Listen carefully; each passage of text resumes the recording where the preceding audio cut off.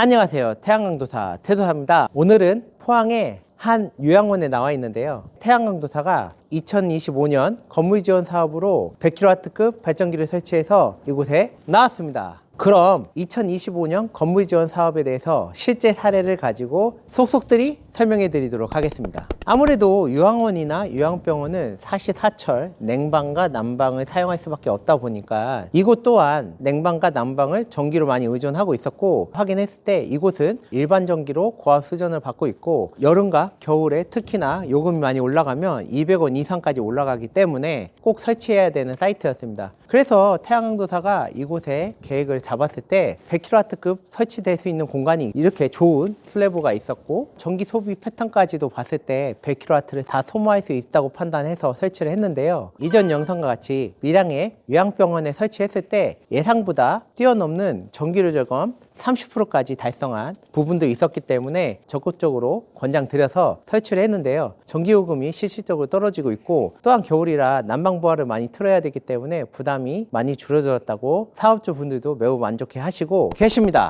2025년도 건물지원 사업은 계약서를 작성하고 사업계획서를 작성해서 3월 달에 신청을 했으며, 선정될 때까지 기다렸다가 최초 선정은 5월 달에 됐었는데요. 그렇게 되면 우선순위 확정이 아니라 후순위 확정이 됐었습니다. 2025년에도 사전에 인허가를 받은 설비에 대해서 우선 선정을 했었는데, 사실은 건물 지원 사업이 선정이 될지 안 될지 모르는 상태에서 인허가를 진행하게 되면 계약금과 인허가 비용들이 들어가기 때문에 쉽게 투자할 수 없는데요. 건물 지원 사업이 돼야 이 설비를 설치할 수 있기 때문에 사업주분들은 아무래도 선정이 된 이후에 진행하고 싶어 하신 마음이 있기 때문에 태양광도사도 작년에는 최초에 신청을 하고 5월 달에 선정이 되면서 계약관계도 정확하게 하고 실제 설계를 진행하고 용량도 맞춰보고 구조개설은 진행하고 포항시에 개발행위까지 진행하다 보니까 연장을 해서 10월 24일 날 사용증서를 받으면서 약 5개월 정도 걸려서 준공 인허가까지 마무리된 설비고요. 그 이후에는 보조금 집행 때문에 한국에너지공단 신재생에너지센터에서 설비를 점검이 나와서 설치 확인 점검을 해서 이상이 없어야 보조금을 집행하고 있습니다.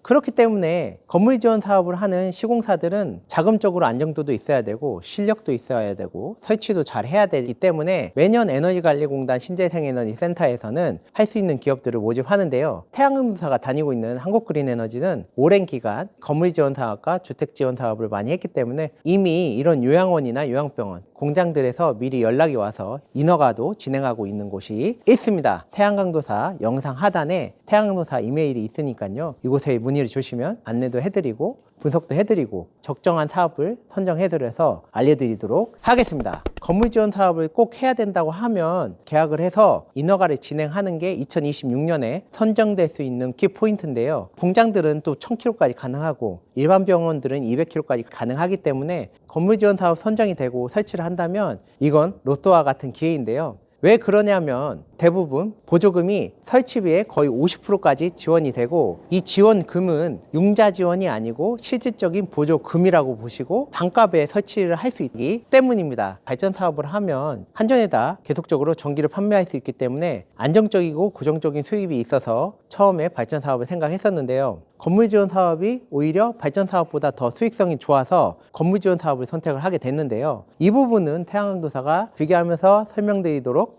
하겠습니다. 예를 들어서 이곳을 발전소로 설치했을 때 총 투자비가 한 1억 2,700 정도 된다면 100kW 곱하기 1일 평균 발전시간 3.6시간 곱하기 365일, 또한 이번 달 예상 S&P 110원 플러스 REC 70원 곱하기 1.5배 하면 약 2,800만 원 정도가 나오게 되는데요. 그 금액을 1억 2,700 정도를 나누게 된다면 한 4.7년에서 5년 사이가 나오게 되는데요. 과연 건물 지원 사업이 좋은지 수익성을 분석해보면 발전 사업과 다르게 자가 소비 같은 경우는 한전에 개통 연계비가 없기 때문에 이곳에 시설비는 보조금이 나오기 때문에 1억 1,500에서 실질적으로 제가 부담해야 되는 돈은 5,760만 원 정도라고 봤을 때 100kW급 발전소 곱하기 1일 평균 발전량 3.6시간 곱하기 1년 365일 곱하기 고압전기로 전기 패턴을 분석했을 때 이곳은 아무래도 여름 겨울에 낮에 냉난방 부하가 집중되기 때문에 일반 공장보다도 태양광 가동 시간에 평균 단가가 190원까지 육박하기 때문에 2,490만 원이라는 1년 전기요금 절감액이 나오는데요. 그렇다면 최초의 투자비 5,760만 원을 2,490만 원으로 나눠보면 2.3년에서 2.5년이 나온다는 걸 확인하실 수 있습니다.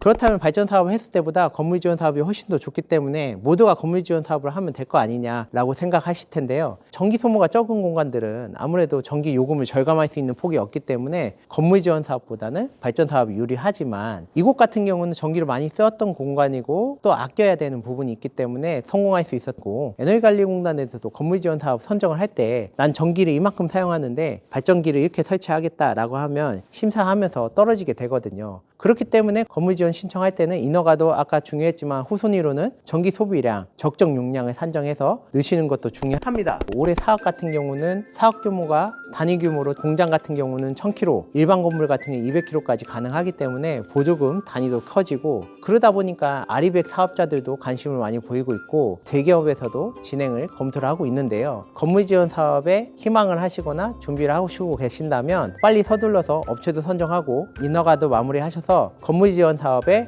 성공해 보시길 바랍니다.